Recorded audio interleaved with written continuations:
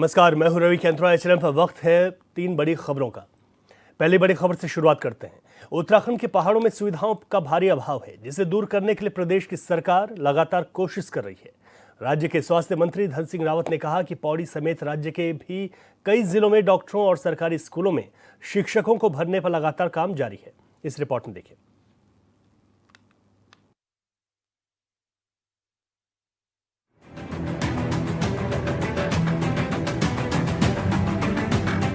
उत्तराखंड के उच्च शिक्षा और स्वास्थ्य मंत्री डॉक्टर धन सिंह रावत ने पौड़ी के विकास भवन सभागार में स्वास्थ्य, शिक्षा और सहकारिता के साथ अन्य विभागों और जिले के अन्य विकास कार्यों की विस्तृत समीक्षा की। उन्होंने संबंधित विभाग अधिकारियों को तेज गति से कार्य पूरे करने के निर्देश दिए। साथ ही कहा कि सरकार की प्राथमिकता जन सेवा और विकास को समृद्ध रूप से पूरा करना है। बैठक के दौरान डॉक्टर रावत ने कहा कि प्रदेश सरकार सभी चिकित्सकों को आवासीय सुविधा उपलब्ध कराने की दिशा में तेजी से कार्य कर रही है। उन्होंने बताया कि अब तक 4000 नर्सों और 2000 डॉक्टरों की तैनाती की जा चुकी है, जबकि इसी महीने के अंत तक 280 चिकित्सकों की नियुक्ति और कर दी जाएगी। आज पौड़ी जनपद के हमने अपने तीनों विभाग की समीक्षा ली है और मुझे बताते बड़ी खुशी है कि हम पूरे जिले में लगभग 50,000 से ज़्यादा किसानों को 0% पे ऋण दे चुके हैं। 1000 से ज़्यादा समूह को हम अभी तक ऋण दे चुके हैं और ये किसानों के लिए बहुत बड़ी योजना है। अभी हम किसानों को 80% सब्सिडी पे पॉली हाउस दे रहे हैं और 20% कोऑपरेटिव से उनको डेप्टल करा के किसान को 0% पे मिल जाएगी। तो मेरा जितने भी हमारे पौड़ी के किसान भाई उनसे निवेदन है कि वो इस योजना का जरूर लाभ लें। स्वास्थ्य विभाग में अभी तक हम पौड़ी जिले में 1 लाख लोगों का निःशुल्क इलाज करा चुके हैं। यहाँ पे अब डॉक्टरों की भी कमी नहीं है। हम डॉक्टरों के आवास भी बनाने जा रहे हैं। अब 100% हमने यहाँ पे डॉक्टर दे दिए हैं। कैबिनेट मंत्री ने कहा कि सरकार की प्राथमिकता दूरस्थ क्षेत्रों में डॉक्टरों की तैनाती करना है, ताकि ग्रामीण क्षेत्रों में तय समय पर स्वास्थ्य सुविधाएं मिल सकें। हर जिले में 5 अतिरिक्त एम्बुलेंस भी रखी जाएंगी। मंत्री ने बताया कि पौड़ी में आयुष्मान योजना के तहत 1 लाख लोगों का निःशुल्क इलाज हुआ है। उन्होंने ये भी कहा है कि यहाँ डॉक्टरों, नर्सों के साथ टेक्नीशियन की 100% तैनाती की जा चुकी है। पौड़ी अस्पताल में 25 वार्ड बॉय की तैनाती शीघ्र की जाएगी। पाकिस्तान से तनाव पर उन्होंने कहा कि स्वास्थ्य विभाग पूरी तरह से अलर्ट मोड में है। यहाँ पे एक्सरे टेक्नीशियन भी भेज दिए, यहाँ पे एएनएम भी पूरी हो गए, यहाँ पे वार्ड वाइज देने थे हमको। आज ही हमने निर्णय किया है कि 25 वार्ड वाइज यहाँ लगाए जाएंगे। साथ में हमारे नर्सिंग स्टाफ पूरा हो गया है। यहाँ पे एक्सरे मशीन से लेके और सिटी स्कैन मशीन तक सारी सुविधाएं हैं। कल ही हमने पौड़ी में ब्लड बैंक को भी शुरू कर दिया है। तो अब पौड़ी में किसी भी आदमी को अब इलाज कराने की कोई दिक्कत नहीं होगी। और हम ये भी कर रहे हैं कि यहाँ डॉक्टरों के लिए आवास भी दिए जाएंगे। यहाँ पे जो इमरजेंसी हमारी ओटी होती है और इमरजेंसी में जो मरीज आते हैं उसके लिए भी हम यहाँ पे नया भवन बनाएंगे। उसकी भी डीपीआर के लिए मैंने आज कह दी। भारत और पाकिस्तान में लगातार तनाव देखा जा रहा है। उत्तराखंड के सभी अस्पतालों को हाई अलर्ट में रखा जाए। देखिए, आपने देखा होगा कि कल ही हमने एक एसओपी जारी कर दी कि हमारे जितने भी डॉक्टर्स हैं उनको ये कहा है कि जो छुट्टी है उनकी छुट्टियाँ जो है हमने कह दिया कि सब वापस लौट जाए और सबको हाई अलर्ट पे रखा है। कभी भी अगर कोई दिक्कत होती है तो हमारे सारे हॉस्पिटलों में सारी व्यवस्थाएं चुस्त दुरुस्त रखें। डॉक्टर धन सिंह रावत ने कहा कि प्राथमिक विद्यालयों में छात्र संख्या के अनुसार शिक्षकों की तैनाती की जाएगी। 1 से 9 बच्चों पर 1 शिक्षक, 9 से 30 बच्चों पर 2 और 30 से 60 बच्चों पर 3, वहीं 60 से 100 पर 4 और 100 से अधिक छात्रों पर 5 शिक्षकों की नियुक्ति की जाएगी। उन्होंने कहा कि क्लस्टर स्कूलों में पढ़ने वाले बच्चों को स्कूल आने जाने का किराया भी प्रदान किया जाएगा। प्रदेश में 1500 एलटी शिक्षकों की जल्द तैनाती की जाएगी।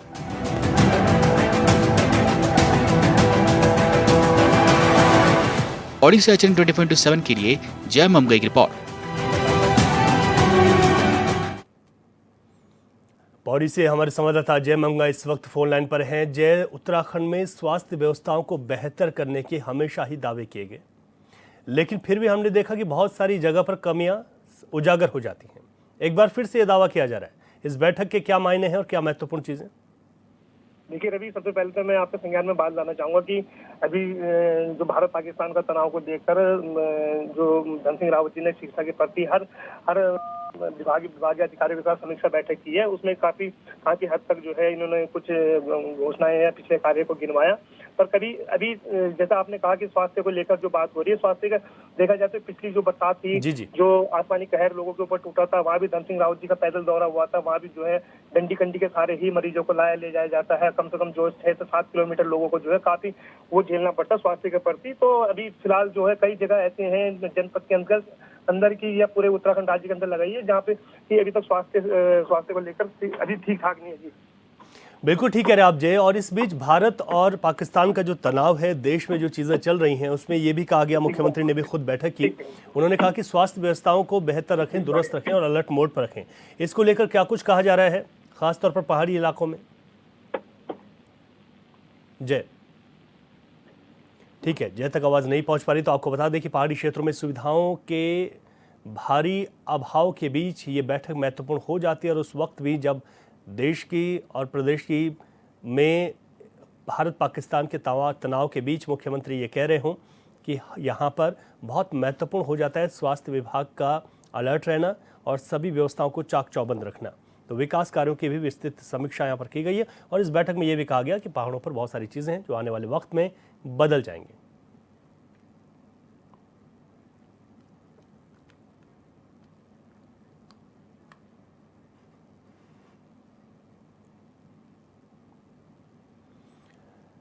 भारतीय जनता पार्टी की प्रवक्ता सुनीता विद्यार्थी इस वक्त हमारे साथ फोन लाइन पर हैं। सुनीता जी, आपका बहुत स्वागत है एचएनएन पर। और अगर बात करें तो स्वास्थ्य व्यवस्थाओं के को सुदृढ़ करने के लिए लगातार बातें की जाती हैं और इस वक्त ये कहा जा रहा है कि जो तनाव के बीच है उसमें हमारे स्वास्थ्य महकमा पूरी तरीके से अलर्ट रहे। क्या तैयारियां हैं सरकार की?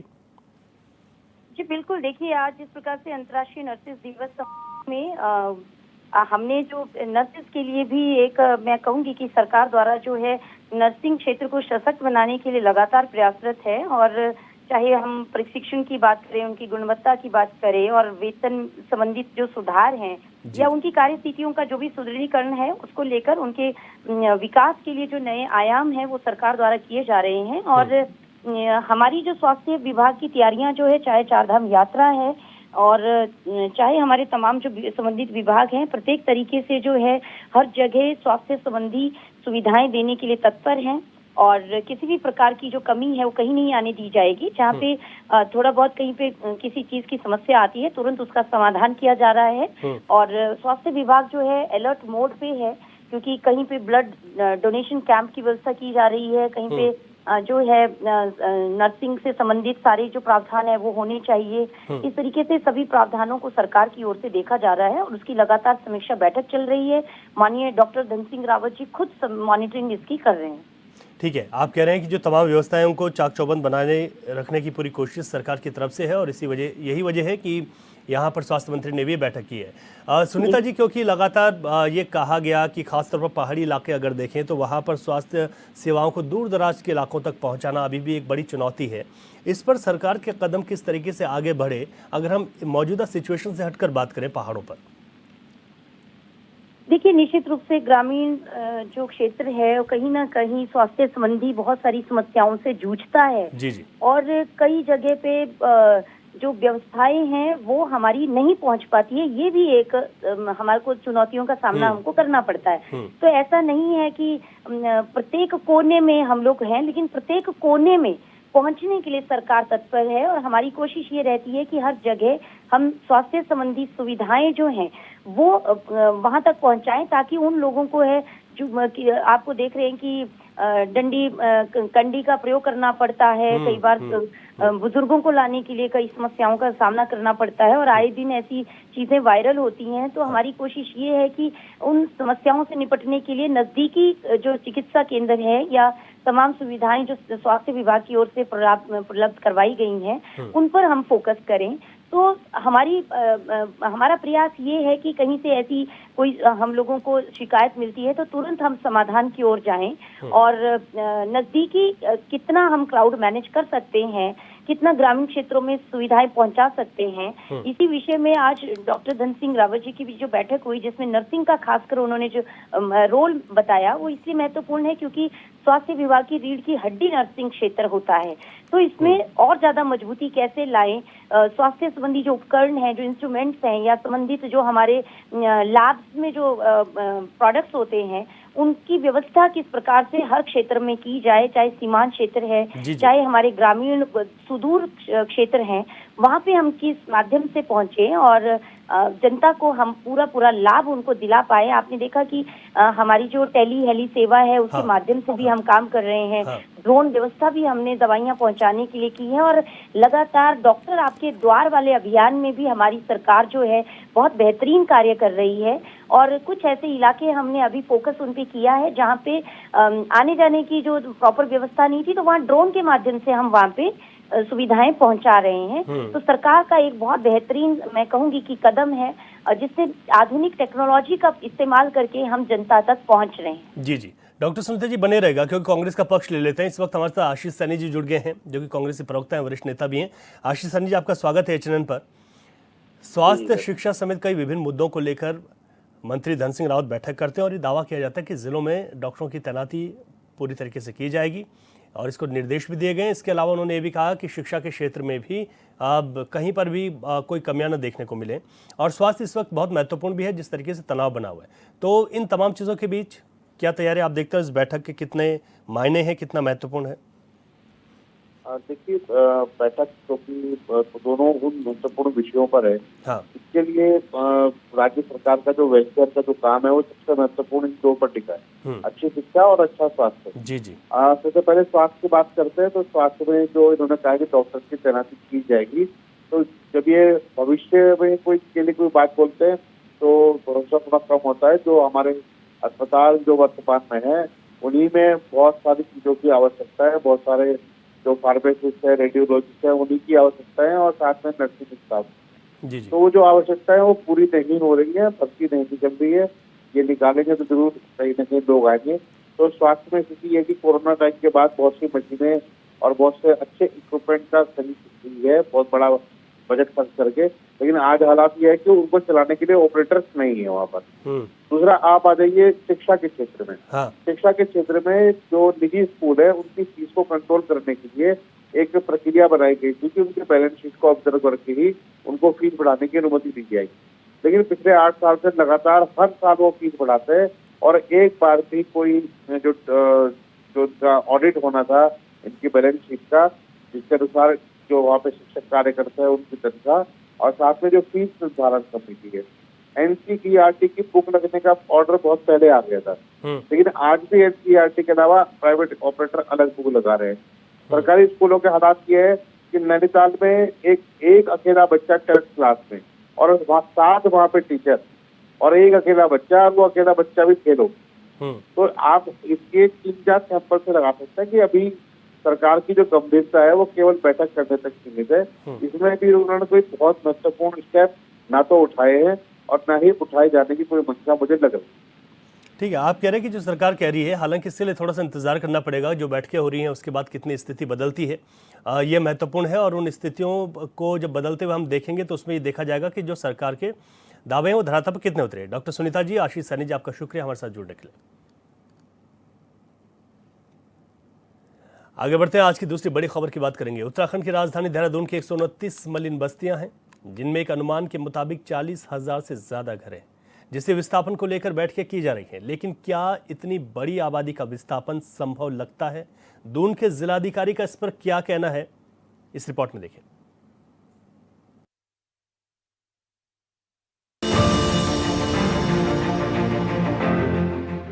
उत्तराखंड की राजधानी देहरादून में मलिन बस्तियों को लेकर सालों से राजनीति हुई है।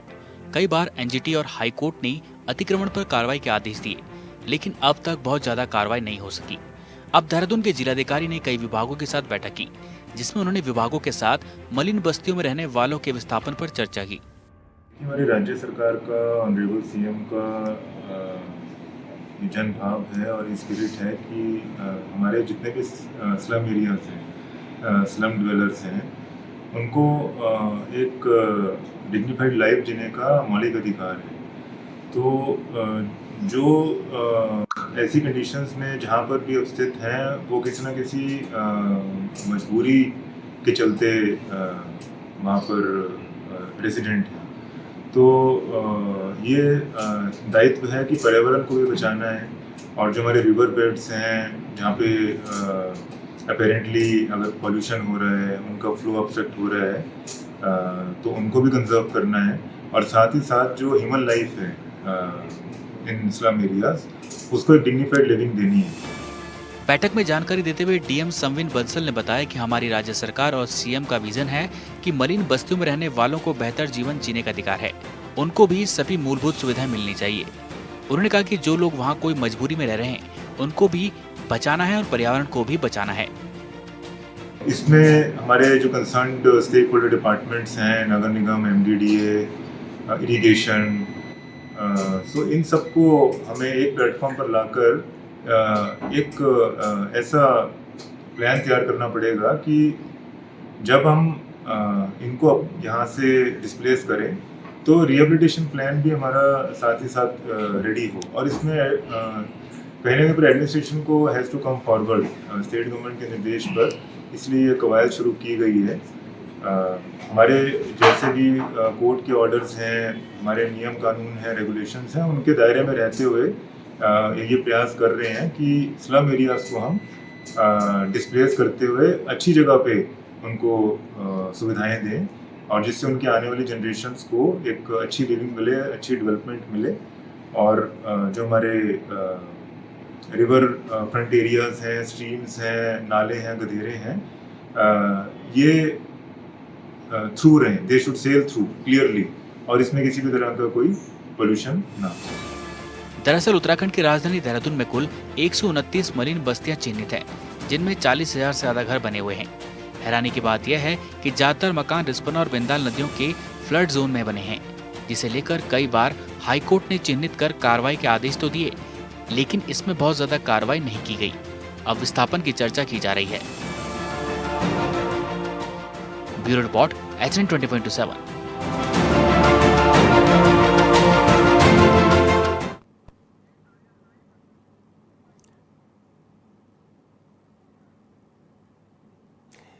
ठीक है, इस पर विस्तार से जानकारी लेते हैं। हमारे संवाददाता योगेश आर्य हमारे साथ लाइव जुड़ गए हैं। योगेश, क्योंकि मलिन बस्तियों का मुद्दा आज कोई नया मुद्दा नहीं है, बहुत पुराना है और बहुत चुनौतियां रही हैं सरकारों के सामने। कांग्रेस हो या भाजपा, दोनों के ही नेता जिम्मेदार हैं इन मलिन बस्तियों को यहाँ पर बसाने के लिए।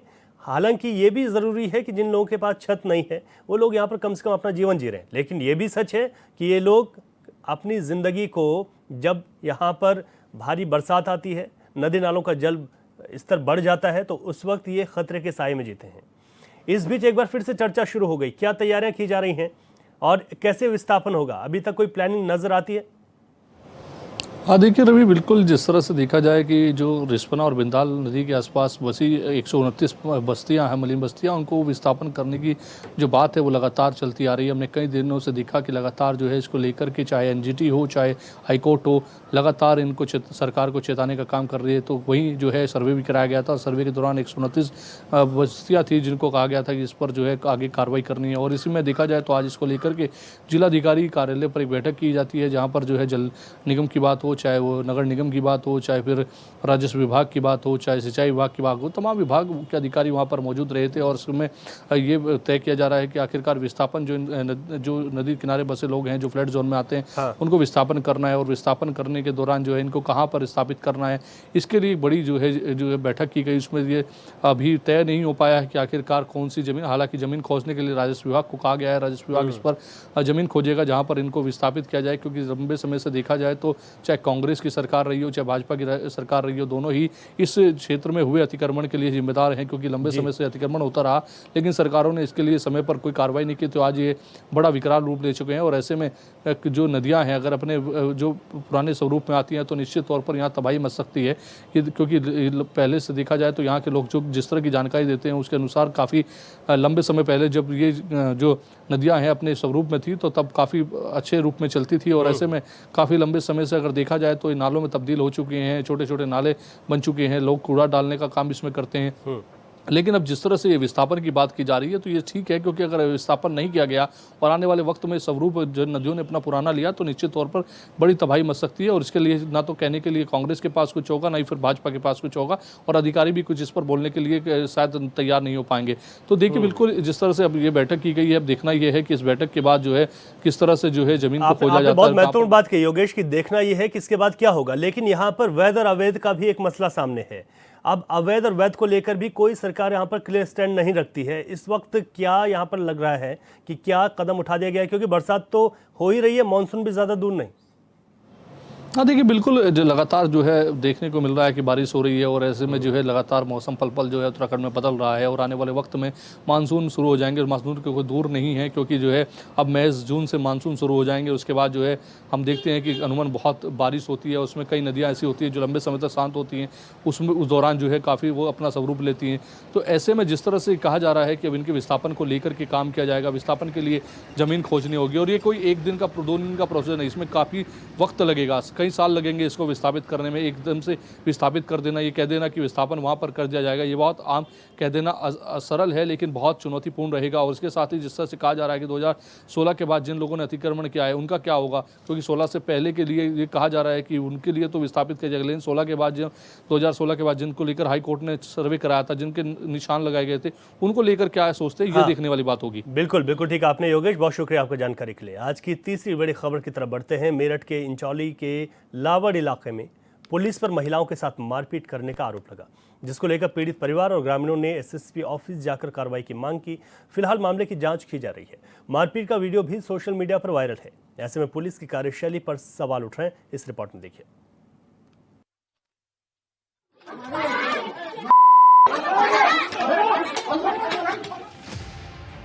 मेरठ में इंचौली के लावड़ इलाके में थाना पुलिस पर घर की महिलाओं के साथ मारपीट करने का आरोप लगा है। घटना से संबंधित वीडियो वायरल हो रहा है, जिसमें पुलिसकर्मी मारपीट करते नजर आ रहे हैं। सपा के विधायक ने पीड़ितों से मिलकर एसएसपी ऑफिस पर धरना दिया और कार्रवाई की मांग की। पूरा मामला ये है कि पुलिस इस समय सरकार की सह पर गरीब लोगों पर जाप्ती कर रही है। अभी मेरे खुद अपनी विधानसभा क्षेत्र के लावड़ कस्बे में जो अति से अति गरीब लोग हैं, जो दिहाड़ी मजदूर भी जिनकी पूरी नहीं मिल पाती, ऐसे घरों में घुसकर पुलिस ने महिलाओं पर अत्याचार किया, बुजुर्गों पर अत्याचार किया, बेइंतहा उनको पीटा और उसके बाद में उन्हीं के ऊपर एफआईआर दर्ज कर दी। लगातार ये लोग इंसाफ के लिए भटक रहे हैं। हम यहाँ कप्तान साहब के ऑफिस पे आए हैं और ऑफिस पे आकर इसके लिए न्याय मांगने की बात कर रहे हैं। साथ साथ ऐसे दोषी पुलिस के अधिकारियों के खिलाफ जो भी इसमें इन्वॉल्व हैं उनके ऊपर एफआईआर दर्ज हो और एफआईआर दर्ज होकर ऐसे अधिकारियों पर बर्खास्तगी तक की कार्रवाई होनी चाहिए। ये दलित समाज के लोग हैं और जिस तरीके से बर्बरता की गई, मैं पूछना चाहता हूँ यहाँ के वरिष्ठ अधिकारियों से, क्या इसी तरह की जाति इस समय जो ताकतवर लोग हैं उन्हीं के घर पर किसी की हो सकती है क्या? जानकारी के मुताबिक इंचौली के लावड़ चौकी क्षेत्र में खारी कुआं निवासी सुशील की पत्नी कविता ग्रामीणों के साथ शुक्रवार को एसएसपी ऑफिस पहुंची। कविता ने बताया कि बुधवार को उसके पति सुशील का भाई अनिल के साथ विवाद हो गया था। आरोप है कि इसी दौरान फैटम से गुजर रहे 2 दरोगा वहां पहुंचे। पुलिस कर्मियों ने बिना कोई बात सुने दोनों के साथ मारपीट शुरू कर दी। इनको इंसाफ मिलना चाहिए। ये जो घटना हुई है, लगातार इस तरह की घटनाएं हो रही हैं उत्तर प्रदेश में। हम लोग चाहते हैं, सरकार पे तो बहुत ज़्यादा विश्वास इसलिए नहीं रहा कि लगातार घटना रोकने में नाकाम है। अगर इसमें इंसाफ नहीं होता तो अभी जल्दी बातचीत करके पूरे पश्चिमी उत्तर प्रदेश की एक बड़ी मीटिंग उसी लावड़ कस्बे में बुलाई जाएगी और इंसाफ मांगने का काम किया जाएगा। हमने माननीय अखिलेश यादव जी को इसकी सूचना दे दी, उनके भी संज्ञान में है। विपक्ष के भी तमाम नेताओं के संज्ञान में है। महिला आयोग को भी शिकायत की है, ST आयोग को भी शिकायत की है और साथ साथ अभी DIG IG महोदय को भी, ADG महोदय को भी इसकी जानकारी दे दी गई थी। अब उसी कड़ी में हम लोग यहाँ SSP ऑफिस 7/5/2025 को कस्बा लावड़ पुलिस चौकी पर शिकायतकर्ता सुनील द्वारा सूचना दी गई कि उसका भाई घर में मारपीट कर रहा है और सामान के साथ तोड़फोड़ कर रहा है। इस सूचना पर पुलिस द्वारा कार्रवाई करते हुए 2 पुलिसों को मौके पर भेजा गया। मौके पर पहुंचकर जब उन्होंने उसको समझाने का प्रयास किया तो विपक्षी कर्ण और उसके परिवार वालों द्वारा पुलिस के साथ मजामत की गई, जिसमें एक उप निरीक्षक के चोटें आई। सूचना प्राप्त होने पर आवश्यक पुलिस बल महिला पुलिस बल के साथ मौके पर भेजा गया, जिनके द्वारा मौके पर शांति व्यवस्था कायम की गई। आरोपी की CCTV फुटेज खत्म करने के लिए पुलिस कर्मियों ने घर में DVR भी उखाड़ ली। सपा के विधायक ने मामले की जांच कर दोषी पुलिस कर्मियों पर कार्रवाई की मांग की है।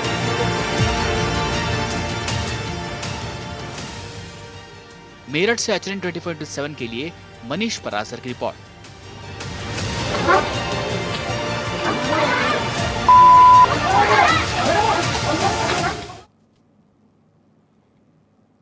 और 3 बड़ी खबरों में अभी के लिए इतना ही। खबरों से अपडेट रहे और देखते रहे HN 24/7। इजाजत दीजिए, नमस्कार।